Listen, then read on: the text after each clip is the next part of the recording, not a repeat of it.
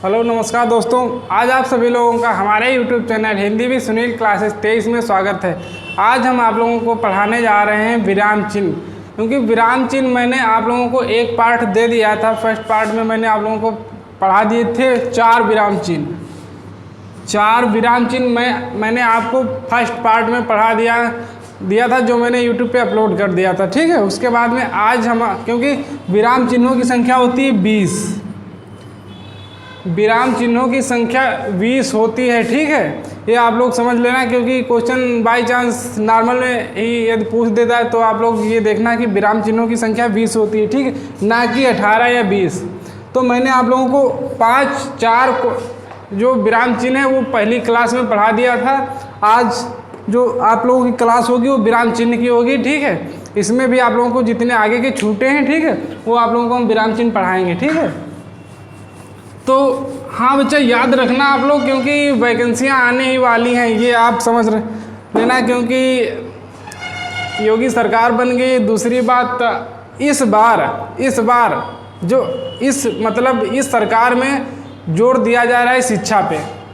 इस बार सबसे ज़्यादा जोर शिक्षा पे दिया जा रहा है, क्योंकि आज या कल वाले पेपर में दिया था 100 दिन में योगी सरकार ने कहा है, योगी सरकार कह ले या यूपी सरकार कह ले, ठीक है, यूपी सरकार ने कहा है 100 दिन के अंदर हर एक वैकेंसी जितनी है वो संपूर्ण कराई जाए। लगा के मान के चलो, आपका नोटिफिकेशन आए, फिर उसका एग्ज़ाम कराए, रिजल्ट भी दे 100 दिन के अंदर। पर इतनी जल्दी तो आप लोग भी समझते हैं इतनी जल्दी नहीं होगा। हाँ, मान के 100 दिन कहा है, यदि 200 दिन भी लग जाए, ठीक है, आपके मान के चलो 3 महीने का इन्होंने कहा है, 3 महीने का, ठीक, 3 महीने का टाइम दिया है। यदि आपके 4 या 5 महीने भी ले लेते हैं किसी भी वैकेंसी में तो भी बहुत अच्छा, या आप लोगों का गोल्डन चांस है यदि करवा देते हैं इतने समय में। फिलहाल हाँ, करवाएंगे तो ही। ठीक है, तो आज हम आप लोगों को पढ़ाने जा रहे हैं विराम चिन्ह। और हाँ, वैकेंसियाँ भी आने वाली हैं, आप लोग टेंशन मत लेना, क्योंकि पढ़ते रहिए। सबसे अधिक बच्चों की समस्या रहती है कि पढ़ाई छोड़ देते हैं और टेंशन रहती है कि वैकेंसियाँ कब आएंगी तो कितनी आएंगी, और या फिर जब इनका रिजल्ट आएगा तब कब आएगा। तो आप इसकी टेंशन मत लीजिए, क्योंकि जो कार्य करता है उसको सफलता तो अवश्य मिलती है, या आज मिले या कुछ दिन बाद मिले। यदि आप पढ़ रहे हैं तो आपका एग्ज़ाम भी होगा और आपका रिजल्ट भी आएगा और आपकी ज्वाइनिंग भी अच्छी होगी।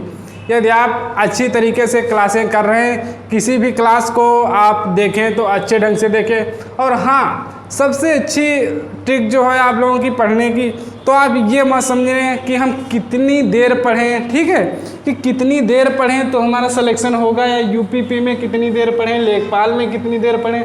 तो आप लोगों को हम बता दें कि टाइम मायने नहीं रखता है, आपका दिमाग मायने रखता है कितना अच्छा काम कर रहा है।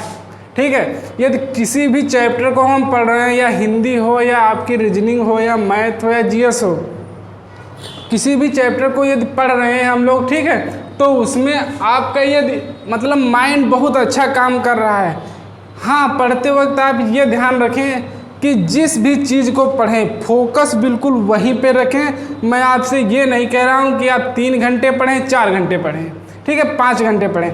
आप यदि 1 घंटा भी पढ़ रहे हैं 4 घंटे का, यदि कोई बच्चा 4 घंटे पढ़ रहा है लगातार, यदि आप उसका 1 घंटा भी पढ़ लेते हैं मन से, मतलब दिमाग से, ठीक है, तो आपको 100% उससे ज़्यादा आपकी सफलता मायने रखेगी।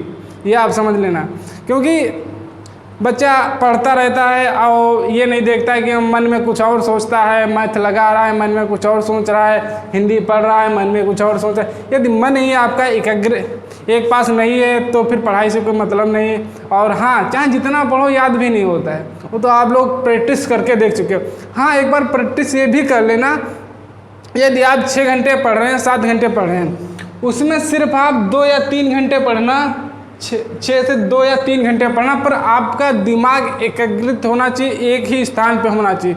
यदि हम रीजनिंग लगा रहे हैं तो रीजनिंग में ही होना चाहिए, या जीएस पढ़ रहे हैं, जीएस में कोई पहाड़ियाँ पढ़ रहे हैं या पर्वत पढ़ रहे हैं, या फिर मुगल सल्तनत पर कुछ भी आप पढ़ रहे हैं तो आपका वहीं पे मन बिल्कुल होना चाहिए। यदि हम कोई युद्ध पढ़ रहे हैं तो आप लोग वहीं पे खुद जाएं, फिर सोचें कि ये युद्ध ऐसे हो रहा है। यदि आप खुद पे अपनी चीज़ें लेंगे तो भैया आपका सिलेक्शन अवश्य होगा। और दूसरी बात आप याद रखना, ये याद रखना, क्योंकि जब आप खुद हर एक चीज़ में अपना मन या खुद के शरीर को समर्पित करेंगे तो वो चीज़ बहुत ही अच्छी तरीके से आपके समझ में आएगी। ठीक है, तो आज हम आप लोगों को पढ़ाने जा रहे थे विराम चिन्ह।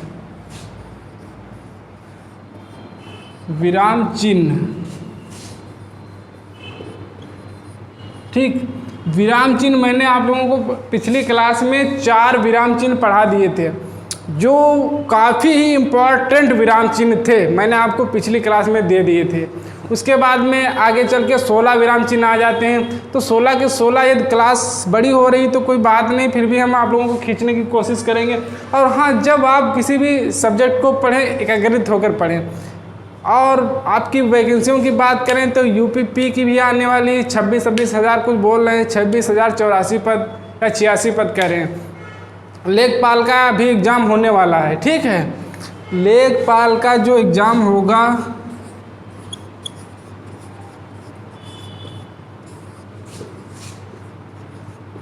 लेखपाल और यूपीपी, ठीक है, यूपीपी की लगभग 26,084 या 86 कुछ पद हैं। ठीक है, ये बात आप ध्यान रखना। ये वैकेंसियाँ यदि आएंगी तो यूपी सरकार का कहना है कि हर एक वैकेंसी 3 महीने के अंदर, 3 महीने का मतलब 90 दिन या कुछ और दिन लगा ले, मान के चलो 150 भी दिन ले लेता है। ठीक है, 4 महीने। तो बच्चा आप लोगों की 4 महीने में भी यदि आप तैयारी भी कर रहे हैं तब भी आप लोगों के पास उतना टाइम नहीं बचेगा। तो मेरा तो यही कहना है कि आप लोग लगातार पढ़ते रहिए। ठीक है, क्योंकि हर एक चैप्टर को, हर एक चैप्टर या हर एक विषय को मतलब आप कंटिन्यू पढ़िए। चाहे आप दिन में 1 घंटा पढ़ रहे हैं यदि 1 घंटा, वो भी आपका मायने रखता है। यदि आपने उसको 15 दिन के लिए छोड़ दिया, फिर आप कहें 5-5 घंटा उसको पढ़ लें, ठीक है, तो बच्चा आपके समझ में नहीं आएगा। समझ रहे हैं? हम कह रहे हैं आप दिन मतलब ये पर डे किसी भी क्लास को कर रहे हैं तो आप कंटिन्यू उसी क्लास को करते रहिए। क्योंकि यदि आप आज किए उसके बाद में कल वही क्लास किए तो आज वाला जो है, आज वाला कुछ समझ में आया, उसके बाद कल वाला आएगा, कल वाला नहीं परसों वाला यार आएगा तो समझ में। आप ये समझ रहे हैं कि 15 दिन रह जाएंगे, महीना भर रह जाएंगे, हमने तो पिछले वर्ष तैयारी की थी, उसी में निकल जाएगा। तो यही तो मतलब आप लोगों की भूल है, इसीलिए आप लोगों का सिलेक्शन नहीं हो पाता। समस्या है बच्चा ये सोचता है कि कब वैकेंसियाँ आए, जब वैकेंसियाँ आए उसका नोटिफिकेशन आए तब हम आप तैयारी करेंगे। तो आप नोटिफिकेशन की वेट ना करें, आप अपने सिलेबस का ध्यान रखें और उसमें कौन से चैप्टर पूछे जा रहे हैं उसका ध्यान रखें। समझ में आया? क्योंकि यदि बच्चा सिलेबस पर ही ध्यान नहीं देता। और हाँ, दूसरी बात आप ये समझना कि आप यूपीपी का दे रहे हैं, ठीक है, लेखपाल का दे रहे हैं, एग्रीकल्चर टीए का दे रहे हैं, कैंप सुपरवाइजर का दे रहे हैं, एसएससी का कोई भी एग्ज़ाम दे रहे हैं, तो आप सबसे अच्छा तो टॉपिक यही रखना कि जिस भी आप जिसका भी एग्ज़ाम दे रहे हैं, कोई भी पेपर हो, उस पेपर का जो पिछले वर्ष का पेपर है, उस वैकेंसी का जो पिछले वर्ष का पेपर है, बच्चा उस पेपर को आप लोग लोड कर लेना या फिर कहीं से ले लेना। ठीक है, उसमें आप देखना कि हिंदी के कितने क्वेश्चन आ रहे हैं, ठीक है, मैथ के कितने क्वेश्चन आ रहे हैं और आपके जीएस के कितने क्वेश्चन आ रहे हैं। यदि हिंदी के आ रहे हैं तो किससे आ रहे हैं? संज्ञा से आ रहे हैं, सर्वनाम से आ रहे हैं, विशेषण से आ रहे हैं, विराम चिन्ह से आ रहे हैं, मुहावरे पूछे जा रहे हैं, प्रत्यय पूछे जा रहे हैं। ठीक है, यदि आपका जीएस में आ रहा है तो करंट आ रही, जियोग्राफी आ रही, पॉलिटी आ रही, ठीक है, या फिर हिस्ट्री आ रही। हिस्ट्री से आ रही तो कहाँ से हिस्ट्री आ रही? मॉडर्न हिस्ट्री आ रही या प्राचीन काल वाली हिस्ट्री आ रही। ठीक है, ये सबसे अच्छा बच्चे यही भूल जाते हैं। हाँ, जीएस पढ़ना है तो जीएस उनको पढ़ें। जीएस कहाँ से पढ़ें? वो कहाँ से पढ़ें, कैसे पढ़ें? तो वो लोग हाँ पहाड़ पर्वतें पढ़ते रह जाते, उसके बाद में कुछ उन्होंने मॉडल हिस्ट्री के पढ़ लिए, कुछ इसके पढ़ लिए, कुछ पॉलिटी के पढ़ लिए। अरे यार, जो तुम्हारा सिलेबस कह रहा है जो तुम्हारा पिछले वर्ष का पेपर कह रहा है उसको पढ़िए, क्योंकि पिछले वर्ष हमने आयोग ने पूछा था पिछले वर्ष यदि करंट के 12 क्वेश्चन दिए थे तो उसमें करंट पे आप ध्यान दीजिए। यदि हिस्ट्री के पूछे थे तो आप हिस्ट्री पे ध्यान दीजिए, हिस्ट्री में कहाँ से पूछे थे उसने। यदि मुगल से पूछे थे तो मुगल पे आप ध्यान दीजिए, दिल्ली सल्तनत से दिल्ली सल्तनत पे ध्यान दीजिए। यदि मॉडल हिस्ट्री पूछ रहा है तो आप जितने आपके ये हैं युद्ध ये ध्यान दीजिए। तो आपका हमारा कहने का मतलब है आप बच्चा ध्यान रखिए किस पे, जैसे वो एग्ज़ाम हो रहे हैं उनका पेपर आप ले लेना, पेपर में आप अपने हाथ से खुद, हमें दूसरे का सिलेबस लोड करने की ज़रूरत नहीं है, हम खुद अपने आपसे सिलेबस बना लेंगे उसका। उसमें आप जैसे समाज का आ रहा है, समाज के 2 क्वेश्चन आ रहे हैं, संधि के 3 आ रहे हैं, मुहावरे का 1 आ रहा है, विलोम शब्द का 3 आ रहे हैं, ठीक है। तो ऐसे हम लोग सिलेबस देख लेंगे और उसी प्रकार पढ़ाई करेंगे। ये इस प्रकार हम लोग पढ़ाई करते हैं तो बहुत ही ये हमारा मतलब कॉन्फिडेंस, बहुत ही आसानी से आप लोगों को नौकरी मिलेगी। नौकरी आप लोगों को पता भी हो जाएगा कि हाँ इतना सिलेबस रहेगा और इस तरह से पेपर आएगा, हमें उसी में तैयारी करना है, उसी में हमको फाइट करना है, समझ रहे हैं। आप ये मत सोचिए 12 लाख बैठेंगे, 15 लाख बैठेंगे, 20 लाख बैठेंगे, हमें खुद से मतलब है, अपने आप से मतलब रखिए सिर्फ, ठीक है। हमें कितने में देखना है उसमें आप अपनी खुद अपनी एक सीट रिजर्व रखिए, समझ रहे हैं। आप एक में नहीं हुए तो दूसरे में बिल्कुल 100% सफल हो जाएंगे, ठीक है। तो ये जानकारी को देना था जो हमने आप लोगों को दे दी कि कैसे पेपर दें और कैसे सिलेबस निकाला। चलो हम आप लोगों को पढ़ा रहे थे विराम चिन्ह, तो विराम चिन्ह हमने आपको पढ़ा दिए थे 4 विराम चिन्ह पढ़ा दिए थे। 5वां विराम चिन्ह है प्रश्नवाचक। हमने आप लोगों को पूर्ण विराम पढ़ा दिया था जो मैंने वीडियो अपलोड की है। आप लोग हमारे चैनल पे आइए और चैनल को सब्सक्राइब करिए, लाइक करिए, क्योंकि जब आप चैनल को सब्सक्राइब कर लेंगे, जो हमने पिछले वीडियो में आप लोगों को काफ़ी हिंदी के टॉपिक डाल दिए हैं तो आप लोग उसको देखें, ठीक है। यदि उसको आप लोग देखेंगे तो हर एक चैप्टर का आसानी से सलूशन किया गया है। तो आप लोग यदि पढ़ेंगे उसमें हमारे YouTube चैनल पे आके, ठीक है, तो आप लोगों को हिंदी बहुत ही आसान लगने लगेगी। हिंदी इतनी कठिन नहीं है, और हाँ बच्चा कठिन भी है, ये भी ध्यान रखना, हिंदी कठिन भी है, यदि नहीं आ रही तो कठिन है, ठीक है। चलो आ जाओ अपने टॉपिक पे, विराम चिन्ह पे, ठीक है। विराम चिन्ह में आ जाता है आपका प्रश्नवाचक आ जाएगा।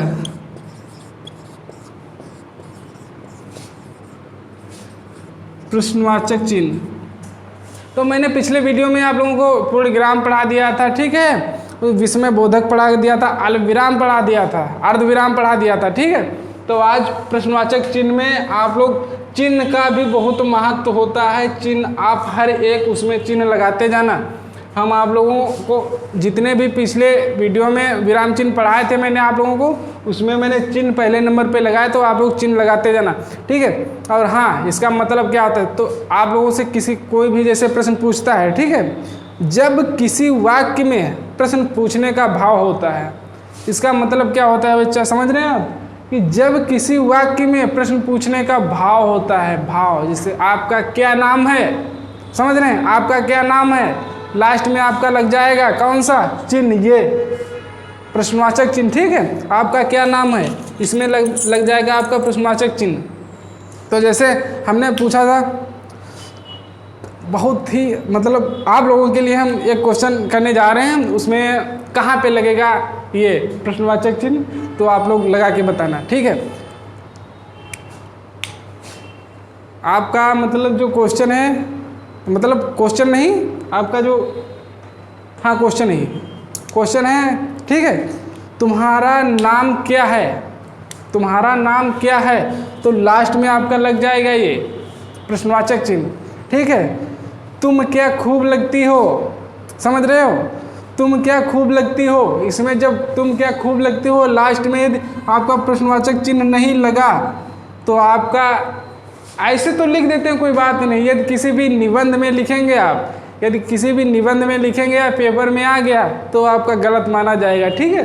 तो तुम क्या खूब लगती हो, उसमें आपका प्रश्नवाचक चिन्ह लगेगा, समझ रहे। उसके बाद में आपका आ जाता है निर्देशांक का चिन्ह कौन सा होता है, निर्देशांक का चिन्ह कौन सा होता है भाई बताओ।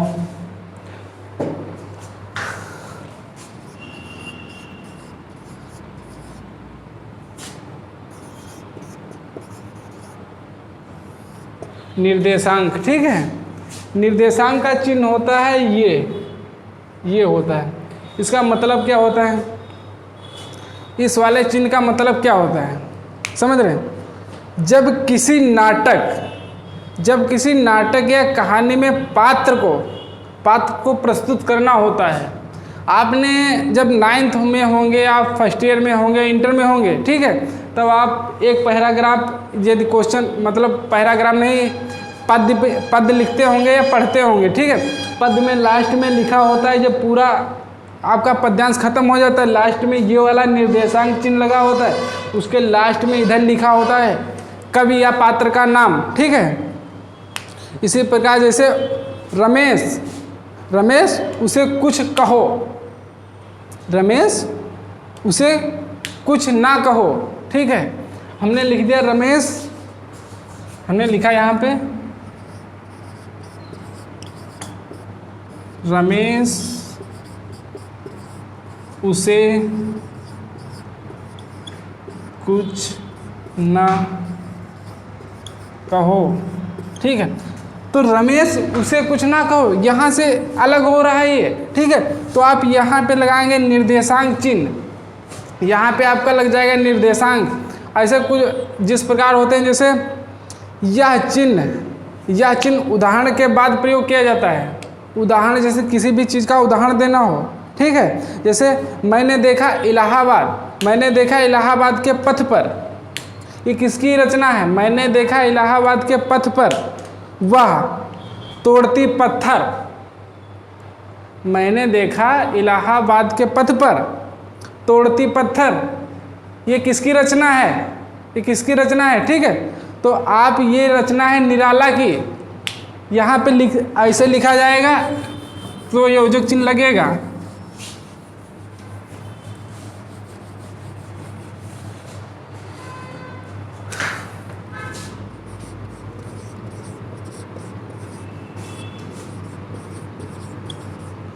जिस प्रकार हम लिख रहे हैं इसी प्रकार यदि लिखा जाएगा तभी योजक चिन्ह का, ये निर्देशांक चिन्ह का प्रयोग होगा। मैंने देखा इलाहाबाद के पथ पर, ठीक है।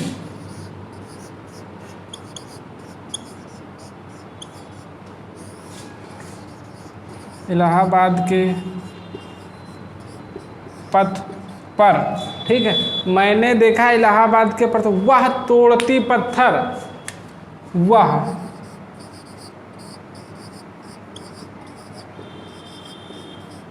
तोड़ती पत्थर, ठीक है। तो ये तो आपका पद्य है, ठीक है। ये तो एक पद्य है कि लास्ट में इसके यदि रचना का लिखना हो तो आप लोग काफ़ी बार योजक चिन्ह लगाए हैं, ठीक है। तो यहाँ पे ये वाला योजक चिन्ह लग जाए, ये जो आपका निर्देशांक चिन्ह है यहाँ पे लग जाता है, ठीक है, निर्देशांक चिन्ह। तो आपका यहाँ पे हो जाता है निराला, ठीक है। यहाँ पे आ जाता है आपका निराला, समझ में आया। तो उसी प्रकार आपका हो जाता है विवरण चिन्ह, ठीक है। विवरण चिन्ह यहाँ पे आ जाएगा आपका विवरण चिन्ह।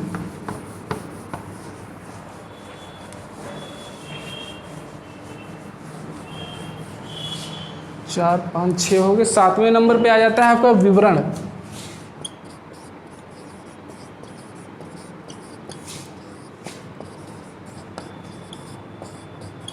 विवरण चिन्ह का चिन्ह कैसा होता है भाई? विवरण चिन्ह का चिन्ह इस प्रकार होता है और यहाँ पे 2 बूंदियाँ लगती हैं। ये आप लोग ध्यान रखना, यहाँ पे 2 बूंदियाँ लगती हैं, ठीक है। तो वर्तमान समय में इस चिन्ह का प्रयोग बहुत ही कम हो गया है, ठीक है। वर्तमान में इस चिन्ह का जो विवरण चिन्ह का है इसका प्रयोग बहुत ही कम हो गया। तो आप इतना याद रखना कि इसका चिन्ह इस प्रकार से होता है, ठीक है। चिन्ह जो होता है इस प्रकार से होता है, ज़्यादा आप लगाने की कोशिश ना करें, ठीक है। उसके बाद में आपका आ जाता है कोष्टक चिन्ह, ठीक है। कोष्टक काफ़ी बार आपने, सबसे ज़्यादा कोष्टक चिन्ह मैथ में प्रयोग किए जाते हैं, ठीक है।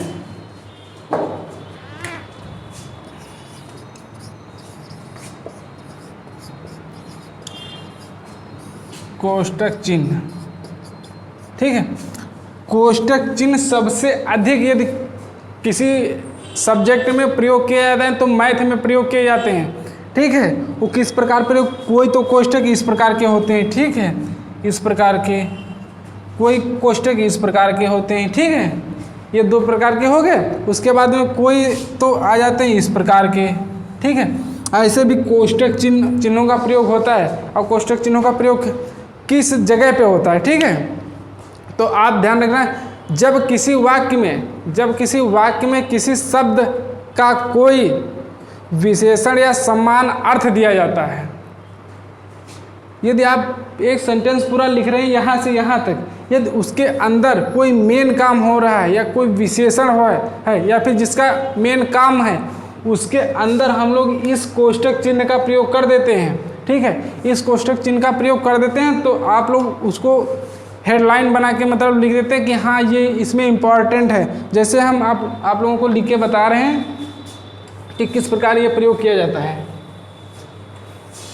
विवरण चिन्ह, कोष्ठक चिन्ह, कोष्ठ, और आप सबसे ये क्वेश्चन सबसे अच्छा ये आ जाता है कि मैथ में प्रयोग होने वाला, मैथ में सबसे अधिक, गणित में सबसे अधिक प्रयोग होने वाला चिन्ह, तो आप याद रखना कोष्ठक चिन्ह होता है, ठीक है, कोष्ठक चिन्ह होता है, ये आप ध्यान रखना, ठीक है। उसके बाद मैंने आपसे बताया था कोई मेन काम हो, ठीक है, जैसे रंगमंच पर, ठीक है, चलो इसका उदाहरण बाद में लिखवा देंगे, ठीक है, इसका उदाहरण बाद में लिखवा देंगे, ठीक है। और कोष्ठक चिन्ह का प्रयोग किस जगह पे होता है, ठीक है, जब किसी वाक्य में किसी शीर्षक या उप शीर्षक को लिखना होता है, जब किसी वाक्य में ये किसी भी शीर्षक या उप शीर्षक को लिखना होता है, उस जगह पे कोष्ठक चिन्ह का प्रयोग करते हैं। जैसे विकास प्राधिकरण, आपने देखा होगा विकास प्राधिकरण कार्यालय, जैसे आपने कहीं पे थाना, कोई भी थाना है, ठीक है, कोई भी आपका थाना है, ठीक है, उसमें लास्ट में आप ऐसे लिख देते हैं। जैसे अभी हम आप लोगों को बता ही दें बिल्कुल ढंग से, जैसे आपका लिखा है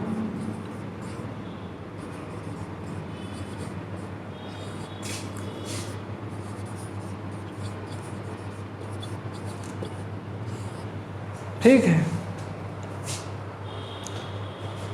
विकास प्राधिकरण कार्यालय, विकास प्राधिकरण कार्यालय लिखा है, ठीक है। तो आप ये समझना कार्यालय का मतलब अब कहाँ पे है उसको हम लोग लिख देते हैं। जैसे आप किसी का लखनऊ है, ठीक, लखनऊ, तो इसमें लखनऊ लिख देंगे, ठीक है। कानपुर है, यदि कानपुर है तो कानपुर लिख देंगे, ठीक है। तो ऐसे ये कोष्ठक चिन्ह के अंदर लिख दिए जाते हैं, ठीक है। ये भी आ जाते हैं आपके कोष्ठक चिन्ह के अंदर, ये आप लोग ध्यान रखना, ठीक है। उसके बाद में आप लोगों का आ जाता है योजक चिन्ह।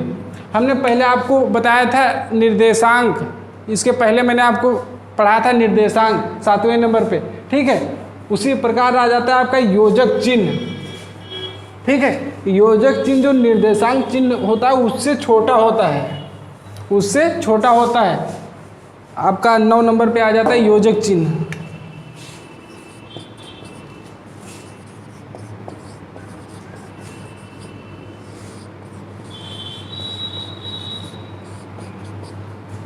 योजक चिन्ह, योजक चिन्ह का सिंबल कैसा होता है? योजक चिन्ह का सिंबल छोटा होता है उससे, ठीक है। इसका प्रयोग कहाँ कहाँ पे करते हैं, ठीक है, ये आप लोग ध्यान रखना है, ठीक है। यह चिन्ह संबंध किसी से यदि संबंध रखना है, ठीक है, जैसे कि 2 विपरीत शब्द युग, ठीक है, जैसे माता पिता, ठीक है, तो वहाँ पे हम लोग तथा का प्रयोग करते हैं, एवं का। तो आप ये बात ध्यान रखना, किसी भी वाक्य में यदि तथा अथवा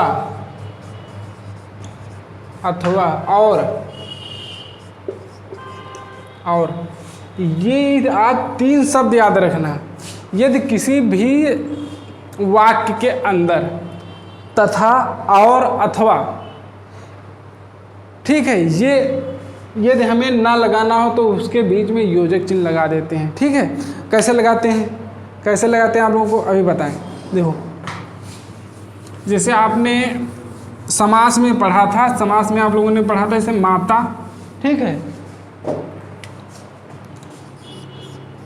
नर, ठीक है, नारी, नर नारी हो गया। ठीक है, आप लोग देख रहे हैं नर और नारी हो गया। ठीक है, उसके माता,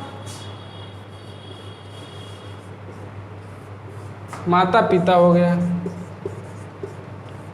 तो जैसे यदि योजक चिन्ह ना लगाओ तो हम इसको नर और नारी कहेंगे। ठीक है, नर और नारी कहेंगे, तो माता और पिता कहेंगे। समझ में आया? तो इसके अंदर बीच में हमने योजक चिन्ह लगा दिया तो और का तो समापन हो गया। ठीक है, तो आप लोग ये समझना कि योजक चिन्ह इस प्रकार प्रयोग होते हैं। दूसरी प्रकार कैसे प्रयोग होते हैं, वाक्य में एक शब्द की पुनरावृत्ति होती है। ठीक है, वाक्य में किसी भी शब्द की पुनरावृत्ति करते समय इसका प्रयोग करते हैं। जैसे दीपक, हम आपको लगा के दिखाएं।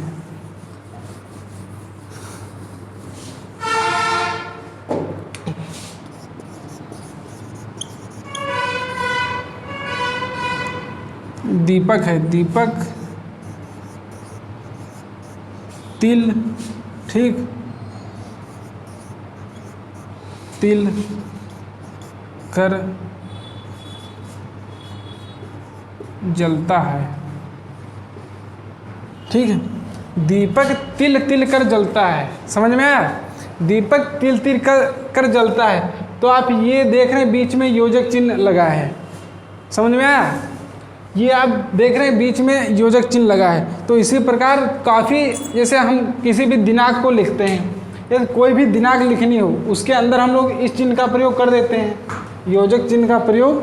यदि कोई भी दिनांक लिखनी हो, जैसे आज की दिनांक यदि लिखनी है, ठीक है, तो हम लोग लिख देंगे, इस प्रकार लिखेंगे भाई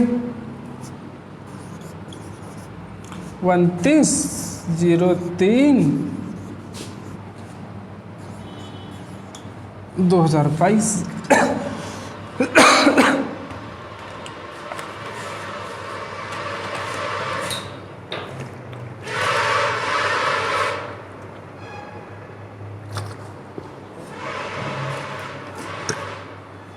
तो आप समझ रहे हैं, ये योजक चिन्ह देखो बीच में लगा है। ये किसी भी दिनांक को लिखना हो उसके बीच में योजक चिन्ह का प्रयोग हो जाता है। ठीक है, उसके बाद में आपका आ जाता है लाघव चिन्ह। ठीक है, लाघव चिन्ह या संक्षेपीकरण, लाघव चिन्ह या संक्षेपीकरण नंबर 10 पे आ जाता है आपका लाघव चिन्ह या संक्षेपीकरण।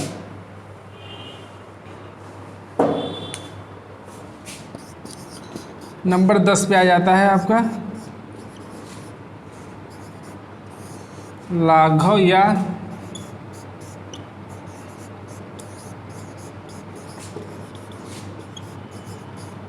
संक्षेपीकरण। लाघव या संक्षेपीकरण का मतलब क्या होता है? ठीक है, जब किसी वाक्य या नाम, जब किसी वाक्य या नाम को, ठीक है, छोटा करना हो, समझ रहे हैं, जब किसी वाक्य या नाम को छोटा करना हो तो इस वाक्य में इस चिन्ह का प्रयोग लगा देते हैं।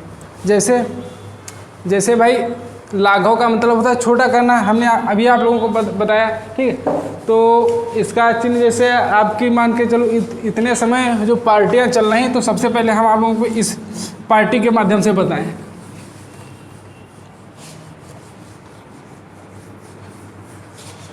जैसे आपकी होगी भारतीय जनता पार्टी। ठीक है,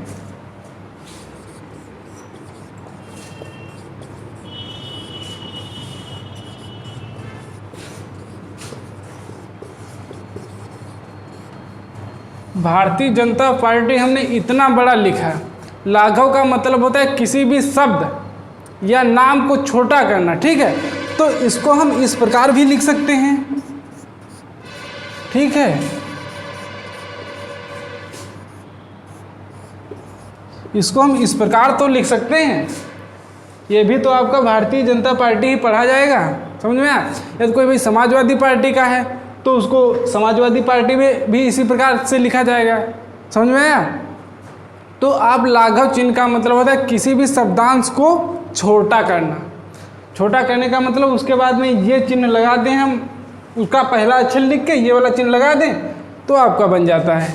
ठीक है, तो ये आपका हो गया लाघव चिन्ह। नंबर 10 पे आ गया आपका लाघव चिन्ह।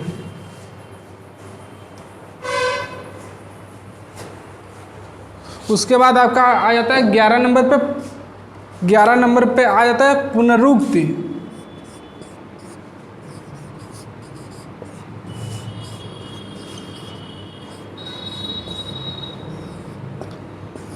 पुनरुक्ति का मतलब क्या होता है? आपने चिन्ह कई बार लगाया होगा,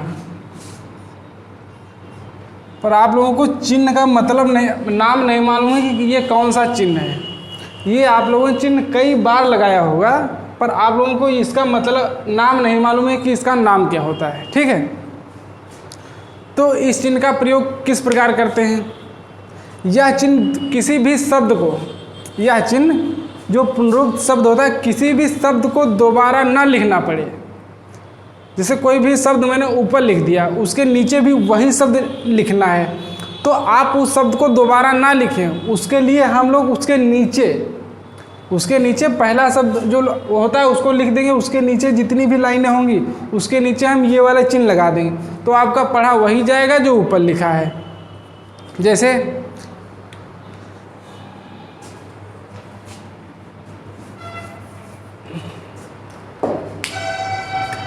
जैसे किस प्रकार प्रयोग किया जाता है अभी हम आप लोगों को बताएंगे।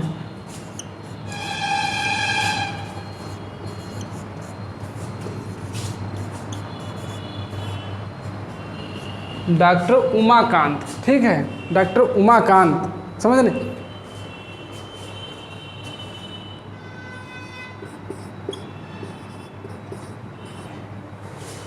डॉक्टर उमाकांत हिंदी विभाग, जैसे आपका हो गया हिंदी विभाग, या सतीश कुमार हिंदी विभाग, कोई भी होगा। ठीक है, तो हमने आपको लिखा है विभाग, यहाँ पे लिखा है। ठीक है, यदि आपके इसके बाद में कोई भी नाम लिखना है कि किसी भी नाम का वो लिखना है, तो आप हम उस नाम को लिख देंगे यहाँ पे। ठीक है, ऐसे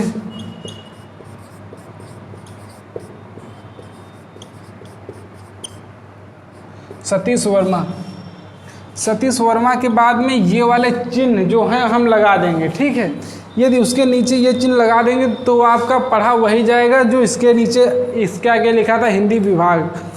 उसके बाद आ जाता है तिर्यक चिन्ह। 12 नंबर पे आप लोगों का आ जाएगा तिर्यक चिन्ह। तिर्यक चिन्ह भाई कहाँ पे प्रयोग किया जाता है?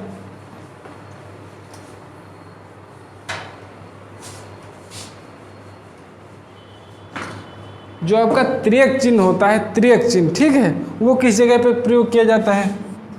नंबर 12 पे आ जाता है तिर्यक चिन्ह। तिर्यक चिन्ह का सिंबल इस प्रकार से होता है। ठीक है, तिर्यक चिन्ह, इस चिन्ह का प्रयोग अथवा या के लिए किया जाता है। यदि आप किसी भी सेंटेंस में अथवा और या ना लिखें, वहाँ पे तिर्यक चिन्ह का प्रयोग कर दें तो वहाँ पे अथवा या पढ़ा जाएगा। कैसे? जैसे मैंने पहले लिखा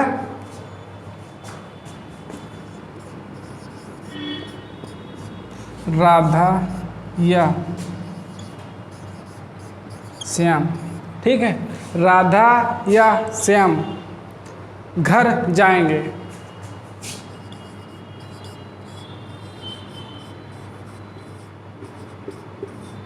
घर जाएंगे, ठीक है। तो उसके बाद में भी मैंने यदि इसको इसी प्रकार लिख दिया राधा, और मैंने ये तिर्यक चिन्ह का प्रयोग कर दिया यहाँ पे, फिर यहाँ पे यही शब्द लिख दिए, ठीक है, राधा या श्याम घर जाएंगे, तो यहाँ पे पढ़ा यही जाएगा जो ऊपर लिखा है। ठीक है, इसका मतलब होता है अथवा। मैंने इसका पहले ही बता दिया, तिर्यक चिन्ह का मतलब होता है अथवा या अथवा और या में इस चिन्ह का प्रयोग होता है, तिर्यक चिन्ह का।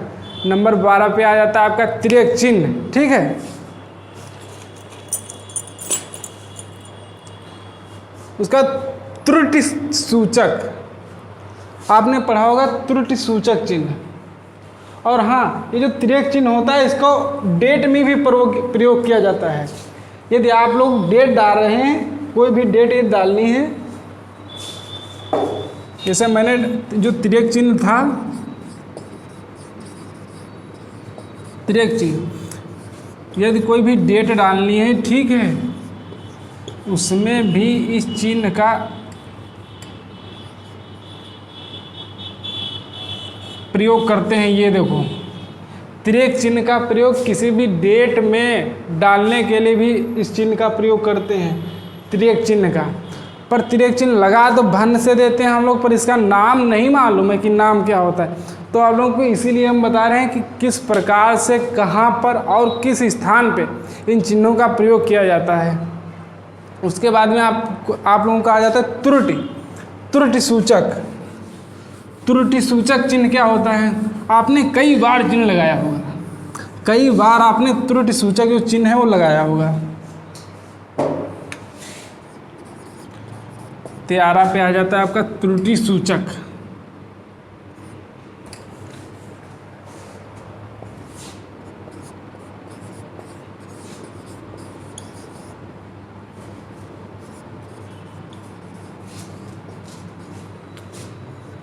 त्रुटि सूचक कहाँ पे लगता है और किस स्थान पे लगता है, ठीक है।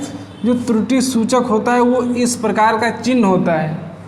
यदि आप किसी भी सेंटेंस को कोई भी मतलब आपको बोल रहा है, ठीक है, आप लिख रहे हैं, यदि वहाँ पे किसी भी शब्द में आपसे यदि कोई भी शब्द छूट जाता है, लिखने से छूट जाता है, तो वहाँ पे इस चिन्ह का प्रयोग कर देते हैं हम लोग। भन्न से इसको लगा देते हैं, ऊपर लिख देते हैं। और हाँ, आप लोग ये भी ध्यान रखना है, ये चिन्ह लगता कहाँ पे है। कुछ लोग बीच में लगा देते हैं, कुछ ऊपर लगा देते हैं, कुछ नीचे लगा देते हैं। तो ये सेंटेंस आपका लिखा है, सेंटेंस इस प्रकार लिखा है, ठीक है। तो आपका ये जो चिन्ह होगा ये यहाँ पे लगेगा और उसके ऊपर जो छूटा हुआ शब्द है वो यहाँ पे लिखा जाएगा, ठीक है, इस सेंटेंस में। समझ में आया? जो चिन्ह होता है वाक्यांश के नीचे लगता है, वाक्यांश के नीचे लगता है और यहाँ पे आपका ऊपर छूटा हुआ शब्द लिखा जाता है, ठीक है। कैसे लिखा जाता है? इसे स्वतंत्रता हमारा, जैसे हम आप लोगों को लगा के बताएं कहाँ पे लगता है।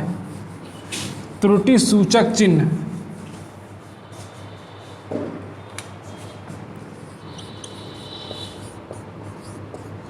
स्वतंत्रता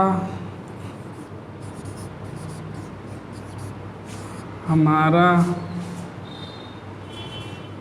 हम लगा के बता रहे हैं स्वतंत्रता हमारा। उसके बाद में हमने जन्म सिद्ध छोड़ दिया, ठीक है, अधिकार।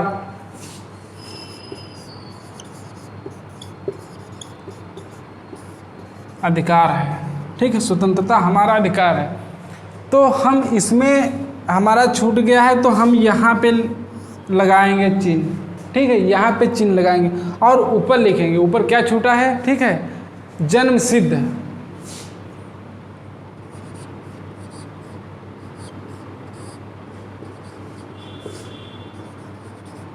जन्म सिद्ध अधिकार है। तो हमारा सेंटेंस कंप्लीट हो जाता है कि स्वतंत्रता हमारा जन्म सिद्ध अधिकार है। स्वतंत्रता हमारा जन्म सिद्ध अधिकार है, क्योंकि ये जो है ये चिन्ह नीचे लगता है, त्रुटि सूचक चिन्ह वाक्य के नीचे लगता है और जो भी शब्द छूटता है उस शब्द को उस वाक्यांश के ऊपर लिखा जाता है। ये आप ध्यान रखना।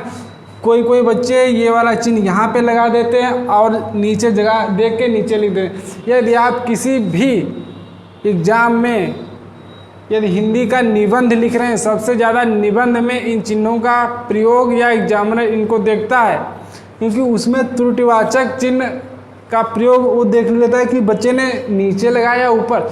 तो सबसे अच्छी ट्रिक है इसको नीचे लगाएं और इसका जो रह गया है सब छूट गया है उसको ऊपर लिखें, ठीक है। तो ये आप लोगों का हो गया त्रुटिवाचक चिन्ह, ठीक है। उसके बाद में आप लोगों का आ जाता है नंबर 14 पे रेखांकन। नंबर 14 पे आ जाता है आपका रेखांकन।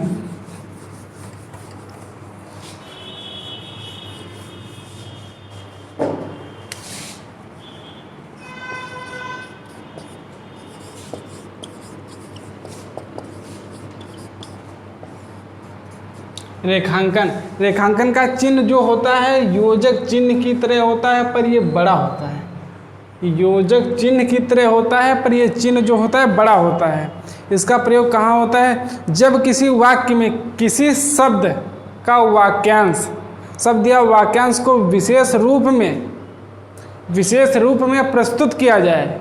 ठीक है, जब किसी शब्द या वाक्यांश को विशेष रूप में प्रस्तुत किया जाए, उस वाक्य या शब्द के नीचे हम लोग रेखांकन का चिन्ह लगा देते हैं, उसके नीचे अंडरलाइन कर देते हैं। तो कुछ बच्चे कहते हैं कि इसको अंडरलाइन कर दो। अंडरलाइन का मतलब होता है उसका रेखांकन चिन्ह यहाँ पे लगता है। ठीक है, ऐसे राम शब्द की महत्वता हिंदुत्व, ठीक है, राम शब्द की महत्वता हिंदुत्व की भावना से ही आती है। तो उसमें जो मेन होता है उस जगह पे हम लोग रेखांकन चिन्ह का प्रयोग कर देते हैं। ठीक है, फिर उसके बाद में आपका आ जाता है 15 नंबर पे संक्षेप आ जाता है, संक्षेप चिन्ह।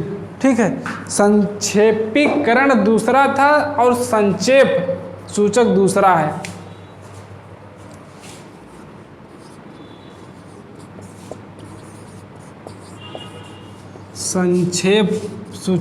संक्षेप सूचक का मतलब क्या होता है?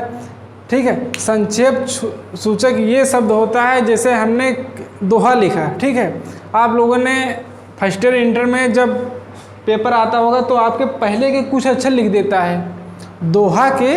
ठीक है, दोहा के पहले के कुछ अक्षर स्टार्टिंग में लिख देता है, उसके बाद में बीच में dot dot dot dot dot dot dot dot लगा के लास्ट में आ जाता है उसका।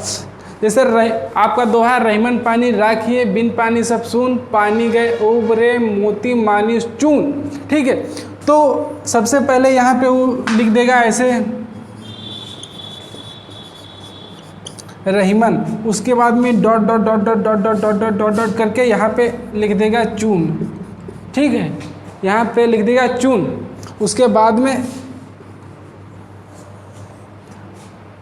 तो आप लोग संक्षेप का मतलब इसमें आप जान जाएंगे कि इसके अंदर इस वाले जो दोहे का है पूरा संक्षेपीकरण है। इसके अंदर पूरा जो दोहा है वो लिखा है, उसके स्टार्टिंग का रहीमन लिख दिया गया है। ठीक है, और लास्ट में चून, तो इसका मतलब हो गया है पूरे दोहे का पूरा दोहा। जैसे रहीमन पानी राखिए, बिन पानी सब सून, पानी गए न उबरे मोती मानुष चून। ठीक है, तो उसने लास्ट का लिख दिया है और स्टार्टिंग का लिख दिया है। तो इसका मतलब आप लोग समझ गए होंगे कि इसका प्रयोग कहाँ होता है, और सबसे अधिक इसका प्रयोग इस समय जो हो रहा है, ठीक है, वो कहाँ पे हो रहा है? आप लोग बहुत बार प्रयोग किए होंगे संक्षेप। ठीक है, इस चिन्ह का यदि आप लोग जाते हैं, कहाँ जाते हैं भाई? एटीएम में जाते हैं। ठीक है, यदि आप लोग एटीएम में जाते हैं या फिर किसी भी मोबाइल में पासवर्ड चेंज करना होता है, तब यदि आप 5 दबाते हैं, यदि आप 5 दबाते हैं तो उसमें जो पासवर्ड की जगह होता है तो 5 ने इस प्रकार का गोल गोल दब के आ जाता है। समझ में आया? इस प्रकार बिंदी आ जाती थी। तो सबसे अधिक इस समय में इसका प्रयोग हो रहा है पासवर्ड के रूप में। ठीक है, इस चिन्ह को लोप चिन्ह भी कहा जाता है। लोप चिन्ह मतलब छुपा हुआ। ठीक है, कोड जैसे हमने कोई भी एटीएम का कोड डाल दिया। ठीक है, कोड किसी भी एटीएम का मैंने कोड डाल दिया 001800। ठीक है 2022। ठीक है, जब हम ये कोड एटीएम में डालेंगे तो उसमें 2022 लिख के नहीं आएगा, उसमें ये वाले चिन्ह लग के आएंगे। आते हैं ना, आप लोग पैसे निकालने जाते हैं तो यही चिन्ह आते हैं। उसके बाद में हम किसी भी मोबाइल में पासवर्ड डाल रहे हैं तो लोप चिन्ह का मतलब ये लोप हो जाता है, ये संख्या नहीं दिखाई देती। जैसे मैंने 9 दबाया तो 9 की जगह ये आएगा, 7 दबाया तो 7 की भी जगह गोल गोल आएगा। ठीक है, उसमें आपका अक्षर बिल्कुल लोप हो जाएगा, तो इसको लोप चिन्ह भी कहते हैं। ठीक है, उसके बाद 16 नंबर पे आ जाता है आपका प्रतिशत गजब का चिन्ह है, जो सबसे ज़्यादा आपका मैथ में प्रयोग किया जाता है। मैंने आपको 2 चिन्ह बताए जो मैथ में प्रयोग किए जाते हैं। एक तो प्रतिशत आ गया, दूसरा मैंने कोष्ठक बताया था, कोष्ठक आप लोगों को अभी बता गए हैं कोष्ठक, ठीक है। तो आप लोगों का 16 नंबर पे आ जाता है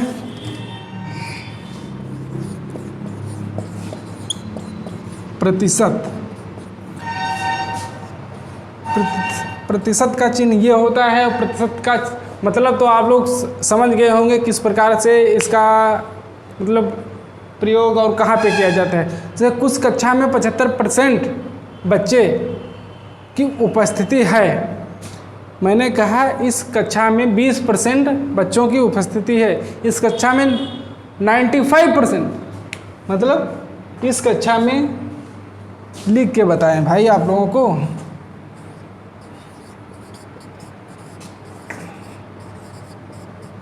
इस कक्षा में 95% समझ रहे, 95% छात्रों की उपस्थिति है। तो आप देख रहे हैं यहाँ पे ये लग गया, ठीक है। मैथ में सबसे ज़्यादा इसका भी प्रयोग होता है, एक तो कोष्ठक का, ठीक है, दूसरी बात प्रतिशत का, ठीक है, उसका तुल्यबोधक चिन्ह आ जाता है। नंबर 17 पे आ जाता है आपका तुल्यबोधक चिन्ह।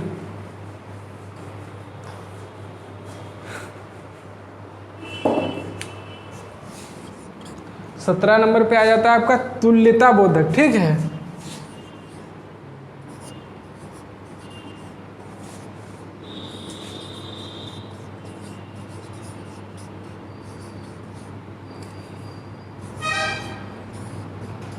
तुल्यता बोधक, तुल्यता बोधक का जो सिंबल होता है वो इस प्रकार से होता है, ठीक है। तुल्यता बोधक का सिंबल इस प्रकार से होता है, ठीक है। मैंने हर एक यदि जो भी विराम चिन्ह पढ़ाया उसका मैंने सिंबल लगा दिया है, क्योंकि कभी कभी इस सिंबल को दे देता है और नाम दे देता है तो कहता है मैचिंग, तो उसमें आप ये नहीं जान पाते कि इसमें से कौन सा कोष्ठक है, कौन सा अल्पविराम है, कौन सा पूर्ण विराम है, कौन सा, ठीक है, संक्षेपीकरण है, ये इस प्रकार से। तो इस चिन्ह का प्रयोग जो तुल्यता बोधक है, ठीक है, इस चिन्ह को सामान्यतः सूचना, किसी भी चीज़ की सूचना, ठीक है, सूचक चिन्ह भी कहते हैं। इस चिन्ह को सूचक चिन्ह भी कहते हैं, सूचक चिन्ह। यदि क्वेश्चन कर दे कि सूचक चिन्ह किसे कहते हैं, 4 ऑप्शन दे दे, उसमें तुल्यता बोधक दे दे, तो आप लोग तुल्यता बोधक में निशान लगाना, क्योंकि तुल्यता बोधक को ही सूचक चिन्ह भी कहते हैं, ठीक है। इस चिन्ह को संधि और गणित में अधिक प्रयोग किया जाता है। इस चिन्ह को संधि और गणित में, हम गणित में कोई भी संख्या लिखते हैं, जैसे 8, मैंने 2 निशान लगा दिए, ठीक है, तुल्यता बोधक, उसके बाद में 9 लिख दिया, ठीक है, 8 बराबर 8 लिख दिया, ठीक है, 15 बराबर 15 लिख दिया। तो बराबर हम लोग बराबर कहते हैं, बराबर कहते हैं, बराबर का जो निशान होता है वो तुल्यता बोधक होता है, सूचक चिन्ह, ठीक है। जैसे स्वर्ग, धरती, भूमि,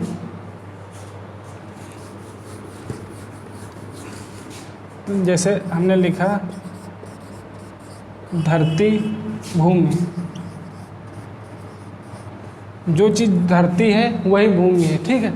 तो इसी के समान ये भी है, जो इधर लिखा है वही इधर लिखा है। ये चिन्ह बताता है कि जो आपका इस साइड में लिखा है, इस चिन्ह को लगा देने पर इस साइड वाला भी उसी प्रकार से हो जाता है, ठीक है।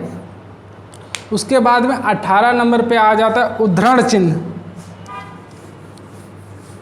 18 नंबर पे आ जाता है उद्धरण चिन्ह।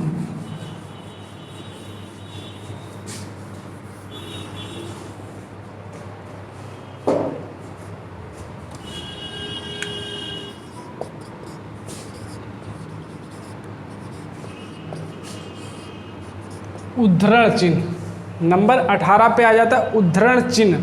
मैं भाई गजब का चिन्ह आ गया, उद्धरण चिन्ह। एक तो ये लगता है, एक तो ये लगता है, ठीक है, सिंगल में, दोबारा ये लगता है और ये लगता है डबल में, ठीक है। इसको ही कहते हैं उद्धरण चिन्ह, ठीक है। किसी भी सेंटेंस में यदि हम लिखते हैं किसी भी सेंटेंस को, ठीक है। इस चिन्ह को दोहरा या इकहरा भी कहा जाता है। ये दोहरा भी लग जाता है और इकहरा भी लग जाता है। जब किसी वाक्य में किसी शब्द को विशेष रूप से प्रकट किया जाता है, जब किसी वाक्य को किसी भी संदर्भ में विशेष रूप से प्रकट किया जाए, उस सेंटेंस में कुछ शब्द ऐसे होते हैं जो विशेष करके होते हैं, उसमें प्रकट किया जाए तो उस चिन्ह, उस स्थान पे उद्धरण चिन्ह का प्रयोग कर देते हैं। ठीक है, आपने कई बार उद्धरण चिन्ह लगाया हुआ है। ठीक है, ये कैसे प्रयोग करते हैं? मनुष्य भाव चेतना पर क्रियाशील है। ठीक है,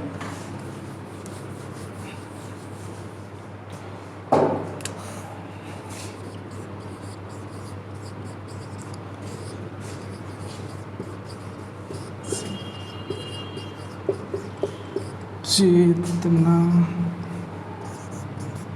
पर क्रियाशील है। मनुष्य भाव चेतना पर क्रियाशील है। इस सेंटेंस में जो आपका उद्धरण चिन्ह लगेगा वो कहाँ कहाँ पर लगेगा? आपका पहले नंबर पे तो यहाँ पे लगेगा। ठीक है, यहाँ पे, यहाँ सिंगल लगेगा। ये इकहरा और दोहरा डबल लगते हैं। ठीक है, इकहरा और दोहरा डबल लगते हैं। उसके बाद में यहाँ आपका लग जाएगा सिंगल। तो इस वाले सेंटेंस में इतना जो भाव चेष्टा है वो आपको मेन विशेष कुछ प्रकट कर रहा है। इस सेंटेंस में ये विशेष प्रकट कर रहा है। ठीक है, जैसे सूर्यकांत त्रिपाठी निराला, क्वेश्चन देता है, कवियों के कुछ नाम दे देता है, कुछ कवियों के नाम दे देता है, उसमें जो विशेष होता है, जैसे किसी भी नाम से कोई पुकारा जा रहा है, जैसे उसका नाम दूसरा है। ठीक है, और कोई भी नाम से वो प्रस्तुत हो गया, फेमस हो गया है। ठीक है, तो वहाँ पे उद्धरण चिन्ह का प्रयोग कर देते हैं।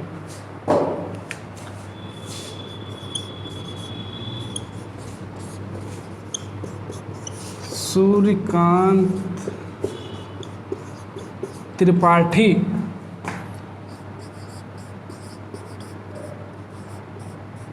निराला। ठीक है, तो सूर्यकांत त्रिपाठी निराला तो उनका नाम हो गया, सूर्यकांत त्रिपाठी पूरा नाम। उसका बाद निराला जो शब्द है उस नाम से ये प्रसिद्ध है। ठीक है, तो यहाँ पे आपका ये चिन्ह लग जाएगा, यहाँ पे चिन्ह लग जाएगा। समझ में आया? उद्धरण चिन्ह खत्म हो गया। उसका संकेत सूचक चिन्ह, संकेत सूचक चिन्ह, संकेत सूचक चिन्ह किस प्रकार से लगाए जाते हैं?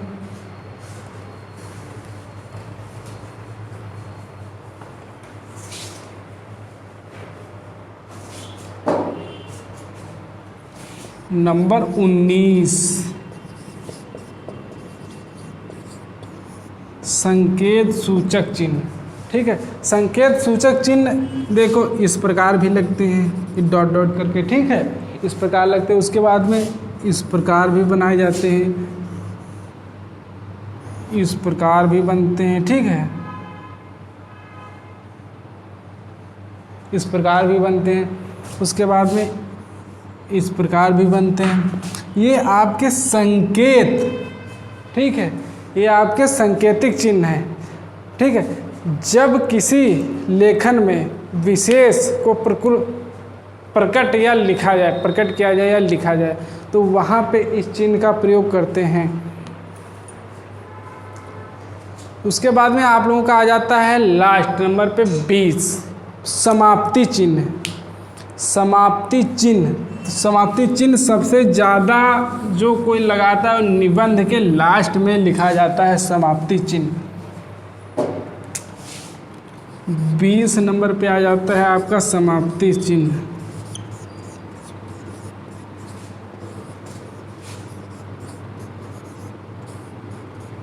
समाप्ति चिन्ह, समाप्ति चिन्ह, समाप्ति का जो चिन्ह होता है, समाप्ति का चिन्ह इस प्रकार से लगता है। सबसे ज़्यादा निबंध में ये लगाया जाता है। यदि निबंध पूरा कंप्लीट हो गया है, उसके बाद में यदि आपका कोई भी चैप्टर लिख रहे हैं, उसके बाद में ये दूसरा चैप्टर स्टार्ट कर रहे हैं, तो उसके पहले ये वाला चिन्ह जो समाप्ति का चिन्ह होता है, इस चिन्ह का प्रयोग किया जाता है। समझ में आया? इससे हमारा आज का टॉपिक जो था विराम चिन्ह वो समाप्त हो गया है। तो उसके लास्ट में हम लोग ये वाला चिन्ह लगा देंगे, ठीक है, क्योंकि विराम चिन्ह हमारा बिल्कुल कंप्लीट हो गया है। समझ में आया? तो आज हमने आप लोगों को पढ़ाए लगभग 16 विराम चिन्ह, 16 विराम चिन्ह पढ़ाए। इसके पहले वाली क्लास में हमने आपको 4 विराम चिन्ह पढ़ाए थे, वो भी इससे ज़्यादा वो भी इम्पॉर्टेंट है और ये भी इम्पॉर्टेंट है।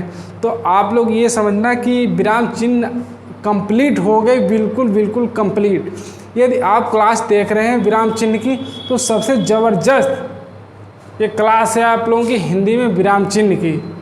तो दोस्तों, यदि आप लोगों को विराम चिन्ह की क्लास या हमारा जो मैंने आप लोगों को सजेशन दिया कि किस प्रकार पढ़ाई करें, किस प्रकार तैयारी करें, किसी भी सिलेबस को कैसे बनाएं, खुद अपने आप से सिलेबस बनाओ और ख़ुद तैयारी करो, ठीक है। और हाँ बच्चा, ये ध्यान रखना कि किसी भी एग्ज़ाम को देने के लिए आपके पास किसी भी एग्ज़ाम को देने के लिए ज़्यादा समय नहीं है। समझ रहे हैं? ज़्यादा समय नहीं, इसके लिए तैयार रहो और तैयारी करते रहो। प्रतिदिन आप लोग पढ़ते रहो, हंसते रहो, मुस्कुराते रहो और इसी के साथ आप लोग क्लासें अटेंड करते रहो हर एक चीज़ की। तो हमने आप लोगों को आज पढ़ा दिया पूरा कंप्लीट विराम चिन्ह। विराम चिन्ह हर एक चैप्टर में बाय चांस तो पूछता नहीं, यदि पूछ देता है तो आप लगा नहीं पाते हैं। तो इससे अच्छा आप लोग इस क्लास को देखें, कंप्लीट क्लास देखें, क्योंकि इस क्लास में हमने आप लोगों को 16 विराम चिन्ह पढ़ाए थे। इसके पहले ही मैंने 4 विराम चिन्ह अगली क्लास में पढ़ा दिए थे। तो हाँ, यदि इस क्लास का आप लोगों का वीडियो अच्छा लग रहा हो तो लाइक करें और सब्सक्राइब करें। सब्सक्राइब इसलिए कर लें क्योंकि बच्चा हर एक जानकारी इस समय आ रही, तो ऑनलाइन हर एक जानकारी आ रही, तो हम आप लोगों को हर एक जानकारी देते रहेंगे। तो आप लोग यदि हमारा चैनल सब्सक्राइब कर लेंगे तो आप लोगों के पास हमारी नोटिफिकेशन आ जाएगी। कोई भी वैकेंसी यदि आ रही है तो सबसे पहले हम आप लोगों को जानकारी देंगे, ठीक है। तो ठीक है दोस्तों, तो हाँ, लाइक करें, सब्सक्राइब करें और शेयर करें, क्योंकि आपको जानकारी मिलेगी, ठीक है, आपके माध्यम से और बच्चों को भी जानकारी मिलेगी। इसलिए इसको लाइक करें और सब्सक्राइब करें और शेयर भी कर दें। यदि आपको आ रहा है तो बच्चा दूसरे के पास शेयर करें, क्योंकि विराम चिन्ह बहुत ही अच्छा चैप्टर है और संपूर्ण हिंदी की क्लास आपको यूट्यूब चैनल पे हमारे मिलती रहेगी। क्योंकि आगे चल के मैंने काफ़ी चैप्टर, समास हो गया, संधि हो गया, ठीक है, संज्ञा होगी, सर्वनाम हो गई, ये सब मैंने पिछली क्लास में पढ़ा दिया है। तो आप लोग हमारी ये चैनल सब्सक्राइब करें और प्लेलिस्ट में देखें, क्योंकि संपूर्ण आपकी विधिवत रूप से पढ़ाई की गई है। तो इसीलिए हम आपसे कह रहे हैं, क्योंकि चैनल को सब्सक्राइब करें। सब्सक्राइब करने से आप लोगों की सबसे आसान ट्रिक रहेगी, क्योंकि आप लोगों के पास नोटिफिकेशन चला जाएगा और नोटिफिकेशन जाएगा तब आप लोगों को सबसे अच्छा रहेगा कि हाँ भैया नोटिफिकेशन आ गया, किसका आया, आज ये वैकेंसी आने वाली, कल वो आने वाली, कल वो आने वाली, ठीक है। तो सबसे पहले आप लोगों को जानकारी मिलती रहेगी, ठीक। तो नमस्कार दोस्तों, धन्यवाद।